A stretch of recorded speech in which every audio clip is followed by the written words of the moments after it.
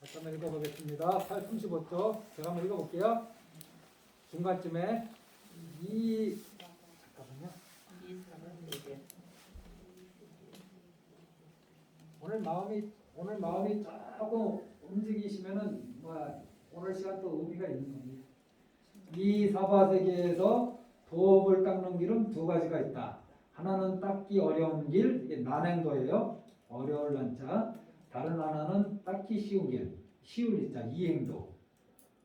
닦기 어려운 길이라면 이 오타각세에서는 한량없는 부처님이 세상에 나오시어 중생을 제도하시어도 중생이 아비발치, 이게 불태전의 지, 아까 얘기하는 거 제7조 불태조. 닦아오기가 몹시도 어려움을 말한다. 그 어려움은 티끌처럼 많아 말로 다 할 수 없지만 아주 중요한 것만 말하자면 대략 5가지를 들 수 있다. 왜 자력으로 수행하는 게 어려운가? 첫째, 외도가 착한 모습으로 다가와 보살도를 어지럽힌다. 사악한 무례배들이 남의 훌륭한 덕을 깨뜨린다. 셋째, 좋은 결과에 걸려 넘어져 청정한 수행이 무너지기 쉽다. 보시는 제가 이렇게 얘기했죠.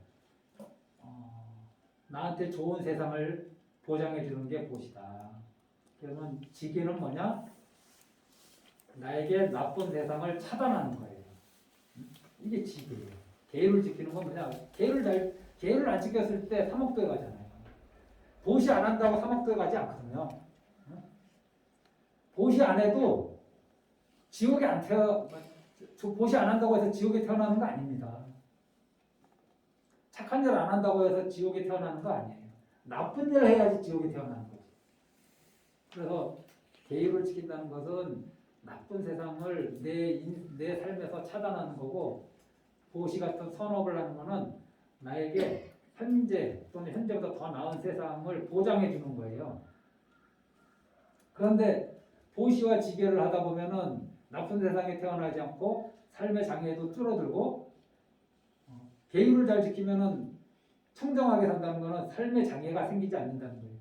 삶의 장애가 많다는 것은 전생에 계율을 잘 지키는 삶을 살지 않았다는 뜻일 수도 있어요. 장애가 많다는 거. 좋은 환경이 아니라는 것은 그럴 수 있어요. 그럼 어찌됐든 삶의 장애가 별로 없고 환경이 좋다. 그러면은 그거 누리기 바빠서 수행하기 어렵다는 거예요. 그거 누리기 바빠서. 좋은 결과에 걸려 넘어져 청정한 수행이 무너지기 쉬워요. 팔자 좋은 사람들, 정말 선근이 두터운 분들만 수행하지, 팔자 좋은 분들은 이 추운 데 여기 앉아있고 싶겠어요? 어디 가서 쇼핑하거나 근사한 레스토랑에 가서 커피 한잔하거나, 이 세상에 즐길 일들이 얼마나 많은데 이 추운데 여기서 저 답답한 여예스님 말이나 듣고 있는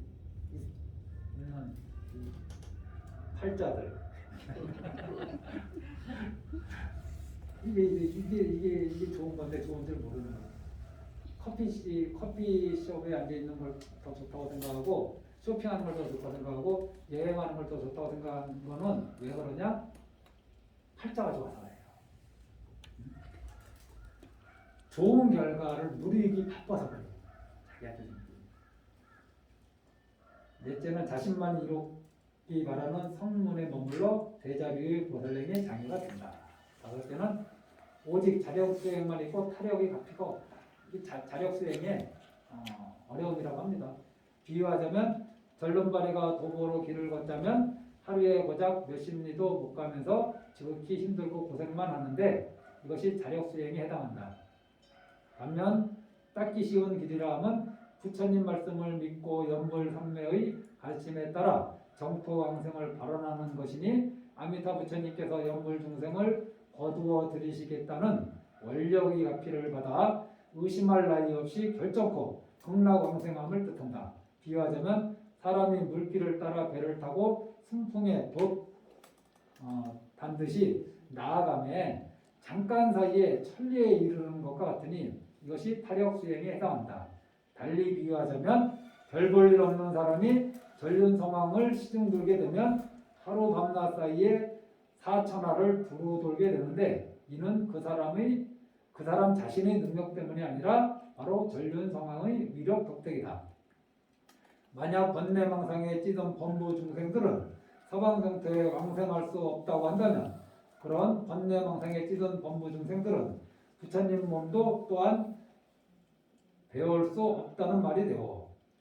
그런데 연불상배는 물론 번뇌망상을 여인 성근들이 들어갈 수 있지만 번뇌망상에 찌든 범부 중생들도 각자 수행의 정도에 따라 부처님 몸을 거친 모습으로나마 어렴풋이 배울 수 있다고. 보살경지에 이른 분들은 미세한 모습까지 뚜렷이 친견하는 것일 따름이요. 극락정토 또한 마찬가지라고. 비록 번뇌망상을 여인 선근들이 왕생하지만 번뇌망상에 찌든 범부 중생들도 위없는 보리심을 내어 정토왕생을 발언하면서 늘상 연불하게 되면 그 힘으로 번뇌를 다스려 소멸시키고 극락정토에 왕생할 수 있다오. 다만 각자 연불 수행의 정도에 따라 거친 모습을 어렴풋이 친견하되 번뇌가 쓰러진 보살은 미세한 모습까지 뚜렷이 친견하는 차이가 있을 따름이니 이러한 이치를 어찌 의심한단 말이오. 그래서 하엄경에서 이르시길 일체의 모든 부처님 국토는 한결같이 두루 장엄하고 청정하거늘 중생의 업장과 수행이 달라 각자 보는 게 같지 않을 뿐일세. 이게 쭉 한 원리로 잘 말씀하신 건데 이해가 잘 안 되시는 부분도 있을 겁니다. 근데 그리 어려운 건 아니에요. 내용도 이치도 굉장히 심오해서 힘든 게 아니고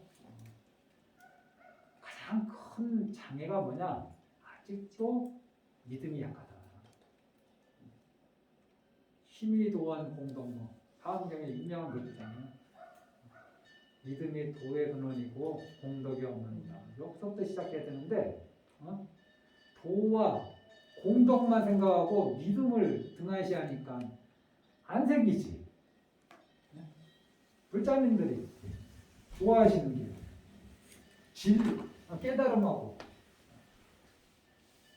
깨달음의 근원, 공덕, 내 삶에 공덕이 있기를 얼마나, 복덕이 있기를 얼마나 바래. 그런데 무엇이 도의 근원이고 공덕의 어머니냐? 믿음. 근데 믿음이 약한데 이거에 대한 관심은 커요. 그러니까 이게 안 되죠. 이게 이건데 이게 없으면서 이거만 생각한다면 이게 말이 안 돼요.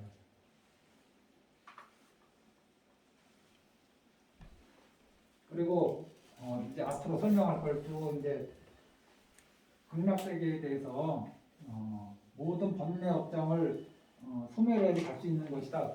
그럼 성인만 갈 수 있는 거거든요. 그게 아니라는 걸 제가 여러 번 말씀드리는 거예요. 사람이 옛날 어른들은 그래요. 여기서 내가 남아미타불을 부르면은 극락세계에 내가 생활 연꽃이 이렇게 싹이 트기 시작한대요. 그러다가 연불을 멈추면 이게 싹이 다시 사라지고. 그래서 연불을 열심히 하면은 이 연꽃이 연불의 정도에 따라서 요만해지기도 하고 어떤 사람은 이만해지기도 하고 어떤 사람은 이만해지기도 해서 이것이 총 몇 단계로 나누어지느냐? 9단계. 그래서 가장 낮은 단계가 3단계, 중간 단계가 3단계, 맨 아주 제일 좋은 환경이 3단계. 그래서 부품이라 해요. 부품. 가장 좋은 걸 뭐라 그러냐? 상품. 상승은 이제 거기에 이제 그렇죠.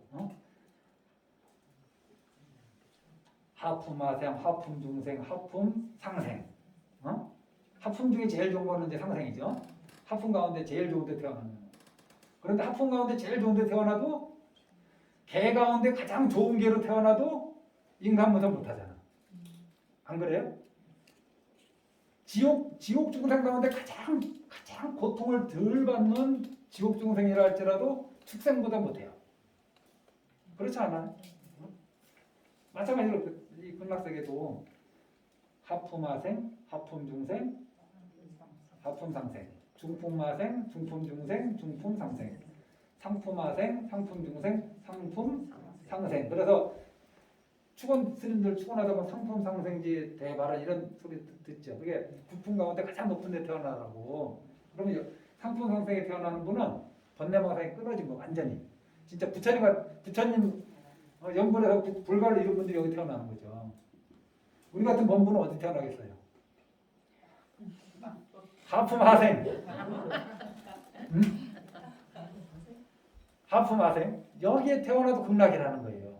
여기에 태어나도 수행하기 가장 좋은 최적화된 도량에 태어나는 거나 도량에 다니는 불자가 되는 거와 똑같은 거예요. 번뇌망상이 생기지 않게 하는. 그 번뇌가 다 끊어져야지 갈 수 있는 것도 아니고, 또 하나는 내가 이미 오늘 진도를 다 끝낸 걸 포기했습니다. 우리 다음 주에 한 번 더 봬요. 다음 주에 마무리하겠습니다. 우리의 업이 임종전에 다음 생이 결정되잖아요. 윤회 믿으시죠? 임종전에 그 업이 확 그냥 우리로 보면 0.1초밖에 안 되는 그때 이미 이 사람이 평생 지은 선업이 탁 갈려버린 선업의 무게에 의해서 이제 결정되는 거잖아요. 결정된다고 합니다. 우리가 크게 얘기하면은 업은 선업과 악업이 있잖아요. 이거 뭐 선업도 아니고 악업도 아닌 거는 다음 생에 큰 영향을 주지 않으니까. 그러니까 선업을 수행하고 상관없이 이 세상에 수행하고 상관없이 그냥 착한 업을 악업보다 더 많이 지은 분들이 있어요. 악업을 아예 안 지었다는 게 아니라 악업보다 착한 업을 더 많이 지은 사람들이 가는 곳은 삼선도라고 해요. 보통 천상, 아수라, 인간. 근데 아수라도 이 천상계 존재들이라고 말하니까 육도를 얘기하고 오도를 얘기 많이 하기도 하거든요. 천상, 인간, 그 다음에 사막도가 뭐냐? 여기는 악업이 선업보다 많은 중생들이 가는 거는 사막도라고 해요. 지옥하기 축생. 우리 저 정부는 지금 사람들한테 기원받지만은 전생에 참 못되게 사는 중생이 못되게 사는. 정말 그래서 개로 태어나는 거예요. 그래서 저렇게 묶여 사는 거고, 남이 주지 않으면 굶어야 되고, 때리면은 맞아야 되는데 맞기 싫어서 한번 물면은 가서 주사 맞고 죽어야 돼. 사람은 누가 때려도 주사 맞고 안 죽이잖아요. 감기 걸리면 제 나라에서 데려가서 죽입니다. 무슨 뭐 독감이니 뭐네요. 새들은 닭은 독감만 걸리면 바로 죽여버려요. 본인이 죽기 전에. 어찌됐든 이 사막도 그래서 악업을 지은 사람들이라고 해서 선업이 성취한 것도 없는 건 아니거든요. 사람으로 살다 보면 착한 일 하거든요. 선업을 짓는다고 해서 악업을 아예 안 짓는 거 아니거든요. 탐진치가 있는데 어떻게 악업을 안 지어? 그런데 총량을 보세요. 총량. 악업의 총량, 선업의 총량. 이 중에 선업이 더 많으면 당연히 좋은 곳에 가겠지. 또 자잘한 선업은 많은데 큼직한 악업 한 덩어리가 있다. 그러면 예를 들면 남들을 자잘하게 도와주는 일을 했는데 자기 부모를 죽였어. 그럼 이 사람이 이 선업의 총량이 악업의 총량보다 크다고 얘기할 수 없어요. 아니 근본 범죄를 저질렀기 때문에, 근본적으로 나쁜 죄를 저질렀기 때문에. 이런 걸 다 고려했을 때 선업이 악업보다 많으면 좋은 곳에 태어나. 그래서 그 선업의 양이 악업보다 많은 양이 더 많으면 많을수록 좋은 환경에 태어나는 거고, 선업이 악업보다 조금밖에 많지 않잖아요. 그러면 악도에는 떨어지진 않아요. 일단은 사람 몸을 받아 최소한 받는데 짐승에 가까운 몸을 받는 거예요. 삶의 환경이 자기가 지금 악업보다 조금만 크다. 조금. 그러니까 이 세상에서 누려야 될 복을 많이 누리지 못하고 조금밖에 못 누리는 거예요. 그게 사람 몸 받는 거 하나로 끝나는 거예요. 거의. 아주 선업이 악업보다 많은 사람은 태어나는 순간에 자기 몸도 건강하고 주변 환경도 너무너무 좋아요. 집이 부유해. 그리고 집이 다 투명한 사람들이 많아. 자기가 보호받을 것이 많아.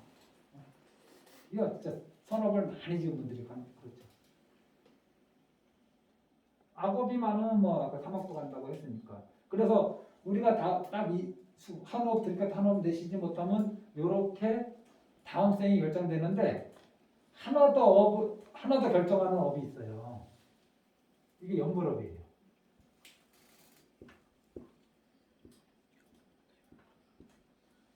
연불업은 선업도 아니고 악업도 아니에요. 응? 연불업은 선업도 아니고 악업도 아니에요. 응? 하지만 가만히 놓고 보면 가장 훌륭한 선업이라고 얘기할 수도 있어요. 문제는 뭐냐? 선업은 아까 얘기했잖아. 보시죠. 지게 이런 게 선업이잖아요.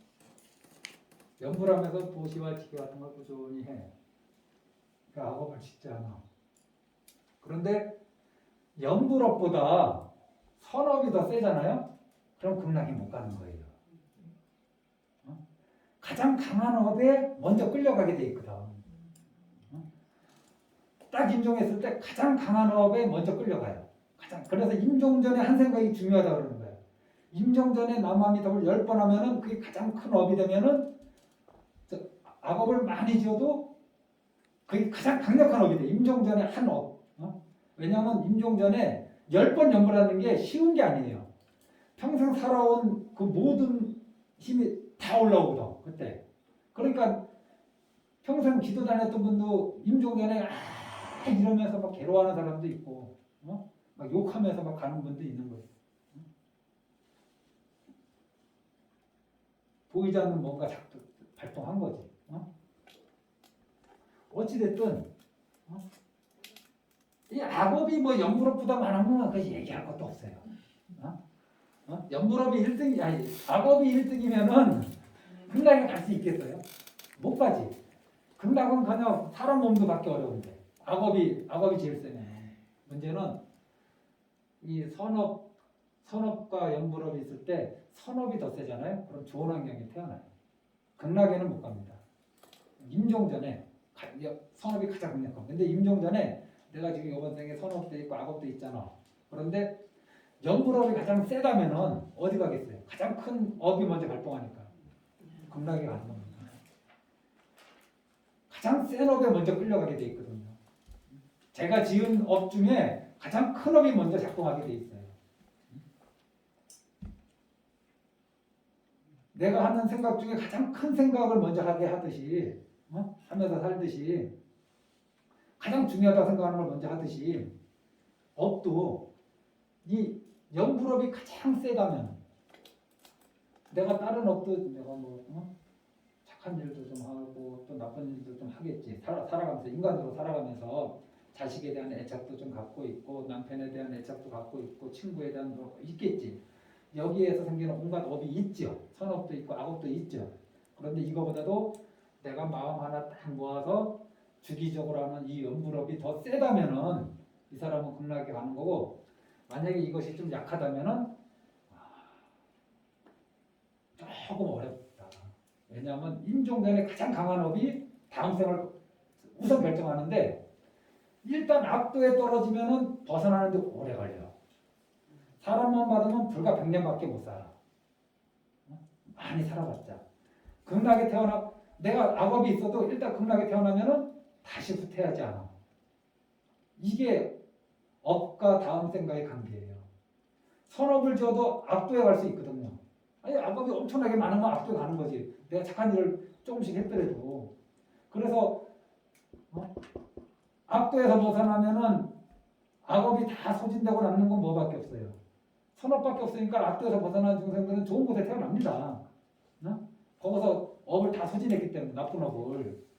천상계에 가잖아요. 자기 선업을 다 누리잖아요. 그럼 남는 게 이 사람이 선업만 짓고 산 거 아니잖아요. 선업이 극단적으로 상대적으로 너무 크니까 천상계에 태어난 거거든. 신이라는 이름을 음으로 불리면서 그런데 그걸 다 누렸어. 그럼 남는 업이 뭐가 있어요? 악업만 있죠. 그래서 천상계에서 업이 다 선되면 뭐로 떨어지느냐? 정말 기루한 존재로 떨어진다 그럽니다. 차근차근 떨어지는 게 아니라 정말 기루한 존재로 떨어진다. 아니 좋은 업을 다 써버렸는데 좋은 갑오를 받을 만한 일이 아예 없잖아요. 천상계에서 복을 짓지 않으니까. 그래서 우리의 목적은 무엇이다? 선업을 증장하고 악업을 줄이면서 연불업을 1등업으로 만드는 게 우리의 목적이다. 연불만 하자는 게 아니에요. 연불만 하자는 게 아니에요. 연불업을 1등업으로 만들자. 내 업에 가장 주인이 되는 업으로 만들자. 연불업을. 이게 연불 수행자의 1차적인 목적입니다. 그러면은 부처님이 그 정도 했으면 됐다. 야, 내가 이제 너 수행만 할 수 있는 곳에 데려갈게. 내가 거기 그런 세계 만들어 놨어. 내가 그런 절 만들어 놨어. 좋은 도량 만들어 놨어. 가자. 이렇게 가는 거예요. 그래서 그 정도까지는 우리가 가져야 돼요. 그 정도도 안 가고 극락에 가려고 그러는 게 이제 고약한 심보지. 그 정도까지는 우리가 해줘야 돼. 그래서 하루에 얼마나 많은 양을 하는 게 중요한 게 아니라 부처님을 잊지 않고 살아가는 게 중요한 거예요. 부처님을 잊지 않고 살아가는 게 조그마더라도 이 일상생활 하면서도 무슨 일이 있으면 아이고 아미타불 이렇게 좋은 일이 있어도 아미타불, 나쁜 일이 있어도 아미타불, 일이 있어도 아미타불, 일이 없어도 아미타불, 자기 전에 아미타불, 일어나서 아미타불. 돈 드는 일도 아니고 힘도 안 드는데 할 건가 안 할 건가만 우리가 결정하면 돼. 할 건가 안 할 건가. 누가 돈 내라고 안 하거든요. 지금은 돈 내라고 해야 돼. 1년 기도하니까 아미타불 부를 뿐인데 30만 원 내고 노트에 써와라 이래. 그렇게라도 강요해야지 하니까. 여섯 번째 의문이 뭐냐? 번뇌망상의 얽매인 범부 중생들이 설령 아미타 부처님의 원력과 피로 서방 정체에 왕생한다고 하더라도 사경과 탐진치, 삼독 등이 늘상 일어날 텐데 어떻게 서방 정체에 왕생한 다음 곧장 불태전의 경지를 얻어 한계를 벗어날 수 있겠습니까? 이건 참 수준 높은 질문이에요. 지금 번뇌가 있는데 어떻게 왕생할 수 있겠습니까가 앞에 그거고 왕생한 다음에 내가 태전하지 않겠냐. 그런데 아까도 말씀드렸듯이 금강경 참 우리가 의지할 만한 경전 아닌가요? 금강경? 금강경에서 수행의 수행하는 방법을 뭐라고 얘기하냐면 부름, 주, 성, 향, 부름, 주색, 행심. 이거 이 말 기억나시는지 모르겠다. 응당 세계에 머물러 마음을 내지 마라. 그 다음에 부름, 주, 성, 향, 미, 소, 법, 생심. 먼저 이제 이 몸뚱아리에 머물러서 물질에 머물러서 마음을 내지 마라. 그 다음에 어떤 소리에 머물러서 마음 내지 마라. 이게 전부 다 뭐냐? 내 몸 바깥에 있는 대상 경계거든요. 내 몸 바깥에 있는 대상 경계들이라. 몸은 내 거지만은 어떤 좋은 소리 듣고 거기에 머물러서 마음 내지 말고 나쁜 소리 듣고 거기에 머물러서 마음 내지 말고 좋은 음식 먹고 거기에 머물러서 마음 내면 어떻게 돼요? 또 먹고 싶고 또 먹고 싶고 또 먹고 싶은 마음이. 좋지 않은 어떤 음식 먹고 거기에 머물러서 나쁜 마음을 내면 어떻게 돼요? 상을 뒤집어 먹는 거지. 응? 막 욕하고 화내고 거기에 머물러서 좋은 마음을 내면 욕심이 생기고 나쁜 마음을 내면은 화가 나는 거 아닌가요? 이 금강경의 가르침이 되게 뭐 심오한데 결국은 우리한테 대상경계에 머물지 말라 하거든요. 왜냐하면 이 오타각세는 대상경계가 자꾸 우리를 힘들게 하기 때문에 그래요. 한 생각을 자꾸 일어나게 하기 때문에 번뇌를 일어나게 하기 때문에. 그런데 만약에 대상경계가 그런 게 없다면 어떻게 되겠어요? 마음이 일어날 여지가 없는 거예요. 그런 쪽으로. 업이 그렇게 이제 업이 그쪽으로만 있는 거예요. 업이 수행하는 불국토에 태어난 요번 생에 내가 사람이었는데 죽고 나서 1초 뒤에 개로 태어났어. 그러면은 사람의 업이 작동합니까 얘한테? 바로 1초 뒤인데 오로지 개의 업만 발동해요. 개의 업만. 내가 지금 사람의 업이야. 죽었어. 극락에 태어났어. 그럼 사람의 업이 작동하느냐? 극락에 왕생한 중생들의 업만 작동하게 돼 있어요. 개가 본래 바뀔 수 없는 개에서 계속 개로 태어나는 게 아니에요. 사람이 개로 태어나는 거거든요. 못된 짓을 했을 때.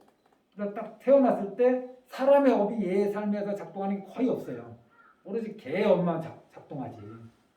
사람이 죽어서 지옥 가면은 사람의 업이 작동할 여지가 없어요. 지옥 중생의 업만 작동하는 거지. 그러니 내가 지금 여기에서 무슨 마음 먹었는데 극락 가면은 그것이 어떻게 될까? 부질없는 업에 있지에서 부질없는 의심이라. 거기 가는 순간 그 업이 작동 안 해요. 내가 개로 태어나는 순간 사람 업이 작동 안 하듯이 개가 사람으로 태어나도 개의 업이 작동 안 하듯이. 그래 세계 머물지 않고 어떤 물건이나 어떤 사람에 머물러서 마음을 내면은 좋은 물질에 머물르면 욕심이 생기죠. 그러니까 어떤 색에 머물러서 막 이렇게 흥겨운 마음이 생기면 욕심이라고 그러고 욕심이 생기고 짜증나는 마음이 나면 화라 그러잖아요. 그리고 이 상태가 온전하지 못하다는 것을 알지 못하면 어리석음이죠. 탐진적이나 자동으로 움직이고 있는데 잘 몰라서 그렇지. 어떤 칭찬의 소리를 듣고 이러거나 비난의 소리를 듣고 막 이러거나 그런 소리에 머물러서 마음을 내지 마라. 이거를 어떤 마음이라고 하느냐? 불교에서 흔히 얘기하는 청정한 마음이란 말 많이 들어보시죠. 청정한 마음이 도대체 뭘 청정한 마음이라고 하느냐? 이렇게 해서 색에 머물지 않고 낸 마음, 이걸 청정심이라고 해요. 딴 게 청정심이 아니야.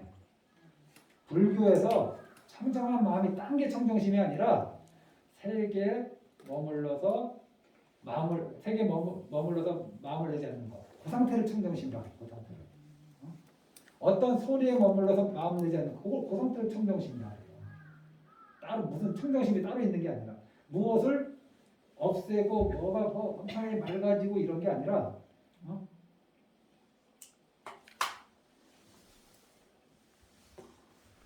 여기 의문은 내가 이런 악업을 가지고 극락에 갔는데 내가 어떻게 불태전 안 할 수 있겠냐.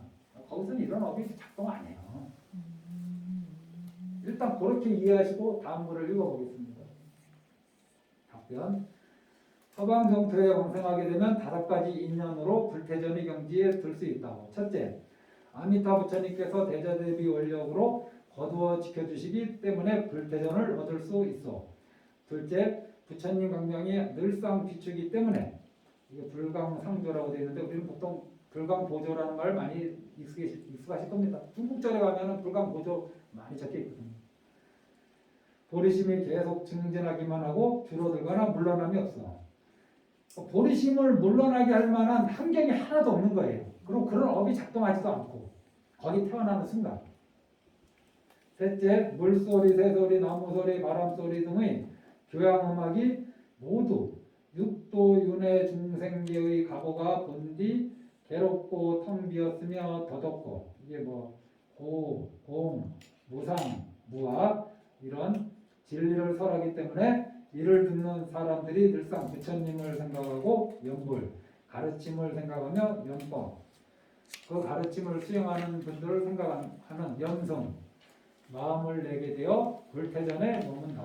넷째, 그 서방 정토에서는 순전히 보살님들만 있어 훌륭한 법, 양호, 도반 이런 뜻이죠. 훌륭한 것이 되기 때문에 사악한 연분이나 경계가 전혀 없어.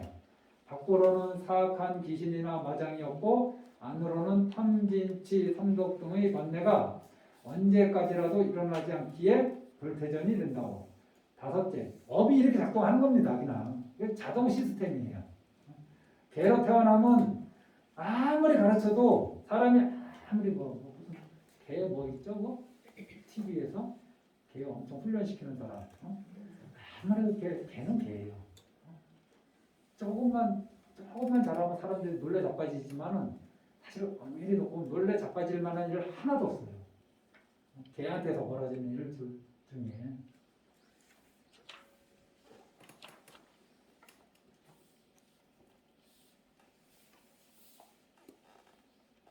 다섯째, 그 서방 동태에 왕생하면 수명이 보살이나 부처님과 마찬가지로 영겁토록 계속되기 때문에 수행이 후퇴하거나 정체할 염려가 없어. 여기의 사바고의 오타각세는 목숨도 아주 짧고 더덥지만 그것은 아승기겁을 지나도록 자신은 번뇌방상이 일어남이 없이 오래도록 도업을 계속 닦아나갈 수 있어. 그런데 어떻게 무생법인을 얻지 못하겠어. 이러한 이치가 아주 분명하거늘 더 이상 무엇을 의심한단 말이오. 이 정토는 삼계 안에 있지 않아요. 삼계를 벗어난 곳에 있다고 합니다. 그러니까 업의 테두리 안에 있지 않는 거예요. 굳이 업을 얘기한다 그러면 연불업이죠. 그리고 중생들은 연불업으로 가는 거고 거기는 원력의 세계다. 아미타 부처님의 원력의 세계지. 그래서 거기에 태어나는 순간 우리의 마음의 구조가 사람이 1초 뒤에 개가 되면은 사람의 마음에 이 시스템이 작동하지 않는 것처럼 사람이 여기서 극락에 가면은 여기서 일어나는 그런 분별이나 하는 이런 시스템이 마음의 시스템이 작동하지 않아요. 거기 가는 순간에. 정말 작동하지 않을까 의심할 필요가 없어요. 정말 사람이 개가 된다면 사람처럼 행동할 수 없을까? 의심하지 않잖아요. 사람이 개가 된다면은 사람이 금방 개가 된다면은 제가 정말 60년, 70년, 80년 사람으로 살았던 걸 저렇게 단 1초 만에 잊어버릴 수 있을까? 잊어버리잖아요. 잊어버리고 개는 개로 사는 거죠. 우리가 여기서 군락에 가면은 60년, 70년, 80년 사람으로 살았던 업이 작동하지 않아야지. 거기서는 오로지 수행의 업만 작동하는 거지. 그러니까 극락에 가기를 원하는 사람은 어떤 사람이 해야 되느냐? 수행에서 부처되기를 원하는 분들이 가려고 하죠. 아이고 나는 남자로 한번 더 태어나고 싶은데, 나는 부자로 한번 더 태어나고 싶은데, 나는 잘생긴 여자로 한번, 아름다운 여자로 한번 더 태어나고 싶은데, 이런 분들은 연불업이 1등 절대 될 수 없어요. 그건 제가 당당합니다. 난 다음 생에 남자로 태어나서 은근히 한번 복수 한번 해보고 싶어. 이런 마음이 있거나, 나는 이번 생에 조금 부유함이 좀 아쉬워. 부유하지 못함이. 나 진짜 한번 부자로 한번 살아보고 싶어. 나 정말 부자로 한번 살아보고 싶어. 그래서 내가 가지고 싶은 거 다 갖고, 사고 싶은 거 다 사고 싶어. 이런 업이 강하잖아요? 절대 극락에 못 태어납니다. 이런 분들은. 그런 분들은 그런 업에 맞는 곳에 태어나요. 그런 업들이 있더라도 뭐가 1등이 돼야지 극락에 태어납니까? 연불업이. 그런 업이 설령 있더라도 연불업이 가장 세면은 극락에 가는 거고, 연불업이 있더라도 다른 업이 더 세면은 그쪽에 먼저 가는 거죠. 대신 연불업이 악업도 있고 선업도 있는데 연불업이 제일 세. 0.001%만 더 세도 극락에 가는데 거기 가서는 괴로움이 없는 세상이 생기는 거고, 선업이 49.99야. 악업이 50점 뭐라고 해야 되나? 다 달아야 돼. 진짜 머리털 하나의 차이인데 악업이 선업보다 더 많으면은 일단 좋은 세상에 못 태어나요. 그리고 거기서 살아가는 삶이 너무 고통스러워. 0.1% 차이인데도 그 긴 세월 동안 이 사람한테 어떤 일이 일어날 줄 알아요. 이 사람이 정말 좋은 업을 지어서 다음 세상은 안 그럴지 아니면 더 나쁜 업을 지을지 알 수가 없다고. 정해지지 않았으니까. 하지만 극락에 0.001%만 연불업이 더 강해도 극락에 가는데 거기서는 절대 나쁜 일이 벌어질 조건이 하나도 없는 거죠. 그래서 극락에 가자는 거예요. 제가 좀 편하게 말씀드린다고 극락이라는 곳이 특별한 곳이 아니라 애썼다. 아미타 부처님 그러시는 거예요. 간세보살님이 지금까지 애썼다. 그 정도 하면 극락에 들어올 자격이 돼. 네가 아직 범부중생이지만은 극락에 들어올 저기에 네가 그렇게 하고 싶었던 수행, 네가 그렇게 하고 싶었던 마음의 고유, 평화 이것만 하면 세계가 있으니까 이제 거기 가서 편안하게 하자. 지금까지 모든 장애와 탁한 거에서 이걸 해내느라고 애썼다. 이제는 그런 거 없는 세상으로 가자. 내가 데려갈게. 이렇게 그런 도량을 만들어 놓고 우리를 불러주시는 분이 아미타 부처님. 그런 곳으로 가라고 그런 세계가 있으니까 그런 세계를 가라고 말씀하시는 분이 석가모니 부처님. 이라는 거죠.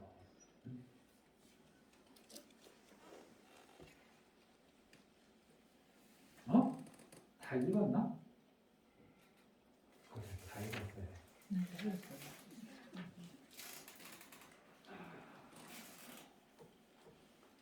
힘드시죠? 재밌는데요. 재밌습니다. 내가 힘든데. 하나만 더 하고 그럼 마무리할까요? 일곱 번째 음은 미륵보살님께서는 일생보체에 계시면서 바로 다음 생에 성불하실 분입니다. 우리 중생이 10가지 착한 일을 닦아 10선 천수경에 나오죠? 상품 수행이 되면 미륵보살님께서 계시는 도솔천에 생겨날 수 있습니다. 거기서 미륵보살님을 친견하고 수행하다가 미륵보살님께서 사바세계에 내려오실 때 하생이라 합니다. 함께 따라 내려오면 세 차례의 법회 미륵부처님 계시는 용화해상이라고 그래요. 우리 석가모니 부처님은 보리해상이라고 그러죠. 보리수 아래에서 깨달으시고 미륵부처님은 용화수 아래에서 깨닫기 때문에 용화해상이라고 합니다. 용화가 나무 이름이에요.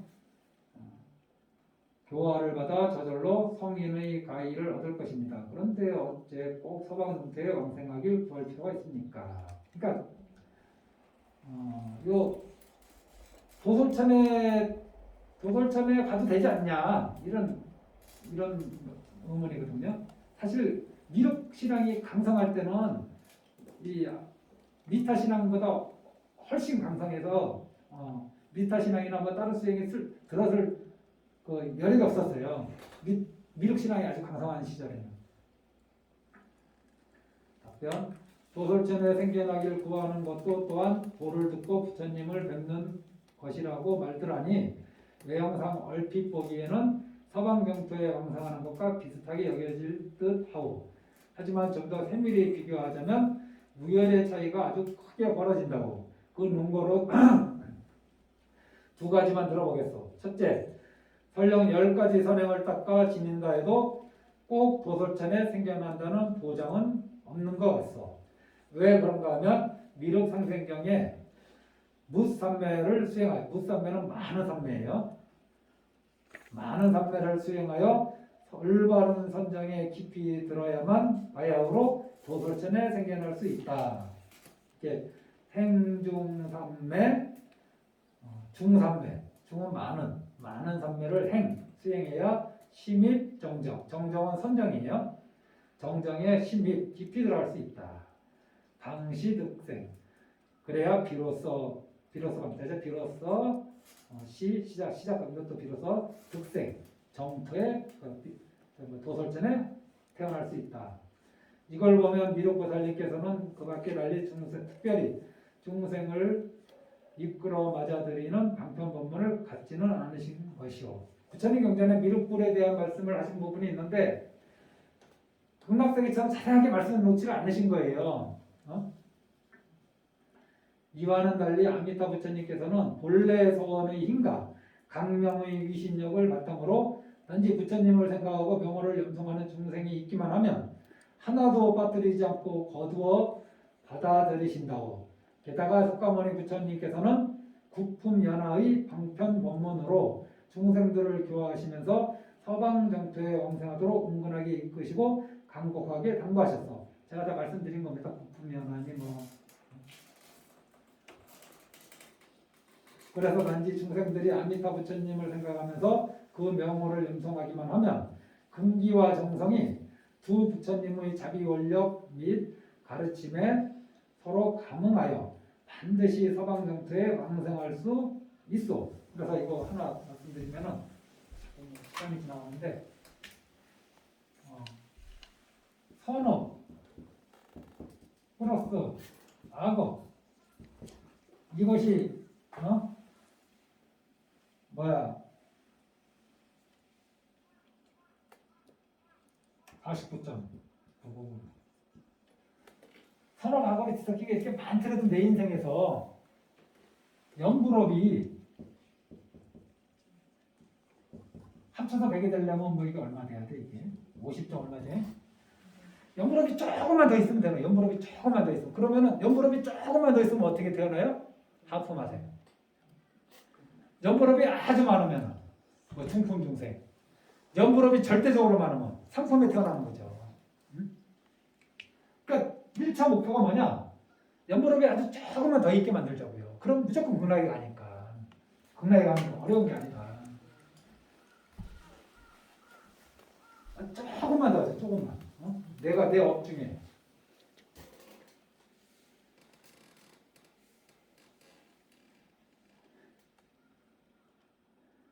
다시 한번 읽어볼게요. 그래서 단지 중생들이 아미타 부처님을 생각하면서 그 명호를 염송하기만 하면 금기와 정성이 두 부처님의 자비 원력 및 가르침에 서로 감응하여 반드시 서방정토에 왕생할 수 있어. 마치 우리 세간에서 어떤 사람이 누군가를 사모할 때 그 상대방이 사모하는 사람을 받아들일 마음만 내면 서로 의기가 투합하여 틀림없이 그 인연이 이루어지는 것과 똑같은 이치라오. 둘째, 도솔천도 기껏해야 욕계에 속하기 때문에 수행의 경지에서 후퇴하는 자가 많다고. 그리고 극락세계처럼 중생들이 죽고서 항상 부처님을 생각하고 번뇌를 여의며 도리심을 낼 수 있도록 일깨워주는 물소리, 새소리, 나무소리, 바람소리와 같은 미묘한 교양 음악도 있지 않소. 또 거기에는 여인이 존재하여 무 천상 인간들한테 5가지 욕망에 집착하는 마음을 불러일으킨다오. 게다가 도솔천의 여인들은 매우 미묘하고 아름다워서 무 천상 인간들이 그들과 어울려 놀고 즐기기에 정신 팔려 스스로 수행에 힘쓸 수가 없을 정도라고. 지장보살님은 남성입니까 여성입니까? 간센보살님은 남성 같아요 여성 같아요? 여성? 성이 중성? 제가 이 얘기는 몇 번 말씀드렸는데 옛날에 여성은 뭐 갈 수 없다 뭐 이번 생에 여성이란 말이에요. 이번 생에 내가 여생 극락에 태어날 때 여성으로 태어날 것 같아요? 여성이니 남성이니 하는 이런 한계에서 벗어나 버리는 거예요. 이런 한계에서 그걸 무성이라고 해요. 무성. 불보살님 다 무성이에요. 지장보살님은 남성의 비구 모양 같잖아요. 그 남성 아니에요. 그렇다고 남성 여성 사이에 있는 중성도 아니야. 중성은 누구예요? 그 뭐 트랜스 뭐라고 하잖아. 그게 뭐 중성인지 아닌지 정확한 몰라도 그래서 불보살님은 다 무성인데 앞으로 이 뒤에 가면 그런 의문이 또 나오거든요. 몸이 불구인 사람이 극락에 갈 수 있는 영생의 불구지 거기 태어나는 순간 불구겠어요? 이번 생에 내가 몸이 사람이지 다음 생에 태어나면 사람의 몸으로 개짓 하고 있겠어요? 어? 내가 여기서 사람의 몸으로 개처럼 뛰어다니겠냐고. 거기 태어나는 순간 그냥 개로 사는 거고, 내가 이번 생에 불굴해도 연불 열심히 해서 극락에 태어나는 순간 이런 장애가 이제 사라지는 거지. 여성이란 한계. 그럼 거기에만 남성만 있느냐? 아니. 남성이라는 그런 관념조차도 사라지는 그런 세계죠. 하지만은 욕계는 뭐냐? 삼계 안에 있는데 이 욕이 뭐냐? 욕심이거든요. 욕계는 천상부터 인간, 뭐 아수라, 뭐 또 지옥, 축생, 아기, 이게 그래서 육도라고 그러거든요. 이 천상 가운데 네 번째가 도솔천인데 이 도솔천이 미륵보살이 계시는 곳이에요. 도솔천도 육계 안에 있다는 거지. 이 육계가 무엇을 이거 성욕 첫 번째가. 이 육계의 특징이 뭐냐? 남녀가 항상 같이 있어요. 우리가 아는 세상, 인간계, 남녀가 있잖아요. 축생계, 남녀가 있잖아요. 천상계도 남녀가 있다 이거예요. 다른 데도 다 남녀가 있다. 다른 데도 남녀 구별이 있다. 이게 욕계의 특징이라. 그래서 성욕이 끊어지지 않아요. 여기서는 이 세계에서는.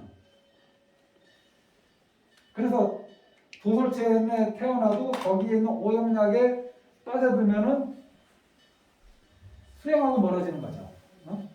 극락은 이런 게 없어요. 그러니까 그게 뭐라 그래야 돼? 그러니까 무야 무. 이런 거에 대한 남성이니 여성이니 하는 그런 게 없는 거라.